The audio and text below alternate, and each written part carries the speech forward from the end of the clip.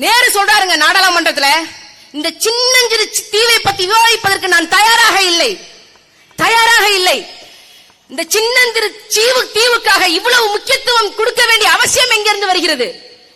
இது குறித்து இனிமேல் நாடாளுமன்றத்தில் பேச நான் அனுமதிக்க மாட்டேன் என்று இந்திய நாட்டின் முதல் பிரதம அமைச்சர் நேரு சொல்லியிருக்கார்.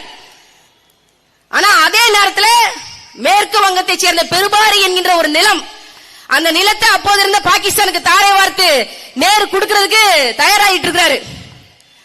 அப்போ பாகிஸ்தானுடைய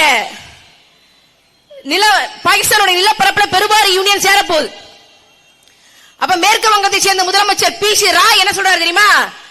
நேருவாவது மண்ணாங்கட்டியாவது பெருபாரி யூனியன் வங்கத்தை சேர்ந்த ஒரு தாயிலம், அதை பாகிஸ்தானுக்கு கொடுக்க விட மாட்டேன் என்று சொல்லி நீதிமன்றத்தை நாடினாரு. அவருடைய கோரிக்கையை வெற்றி பெற்றாரு. நேரு தன்னுடைய கோரிக்கையை பின்வாங்கினார். அப்படி கச்சத்தீவுக்கு ஏன் செய்யல? ஏன்னா கச்சத்தீவு 1974 தாரை வார்க்கப்படும் போது தமிழ்நாட்டின் ஆட்சி அதிகாரத்தில் உட்கார்ந்தது மஞ்சத்துண்டு மாஃபியா கருணாநிதி. தமிழன் அல்ல. அதான் காரணம்.